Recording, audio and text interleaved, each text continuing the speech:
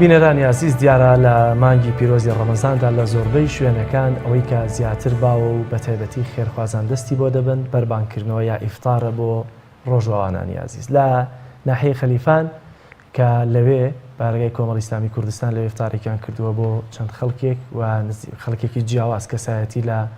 کەسایەتیەکانی شاری خەلیفان لەوێ ئیفتارێکی بەرفراوانیان بۆ کردووە. هاوکارم ئازاد مەراوی ڤیدیۆیەکی بۆ ئامادەکردین پێکەوە بینێ لەم ئیفتارە ببینە.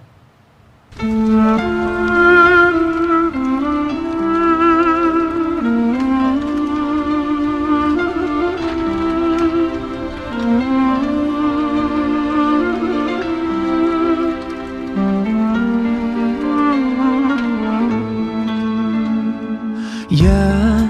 نور الهلال أقبل تعال فالشوق طال والقلب سما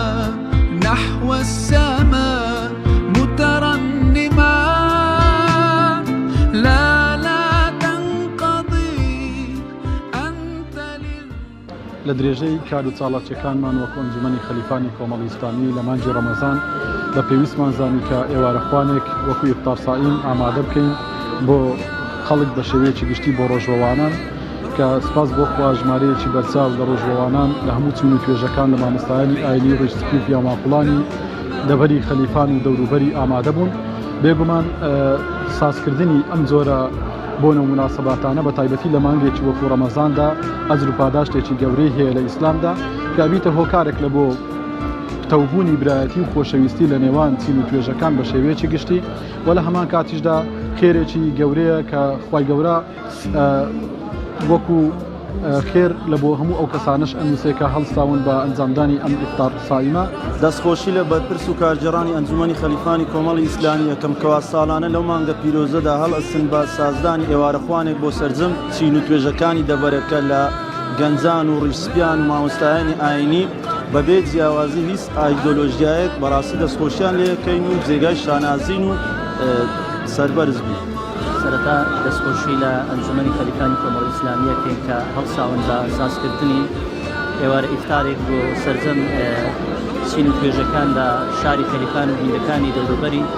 بەڕاستیەوە جێگای دەستخۆشیە. ئیفتار لە ڕوانگەی شەریعەتی ئیسلامی سونەتێکی بەخێرە. پێغەمبەری خوا صلی الله علیه وسلم زۆر تەرکیز لەسەر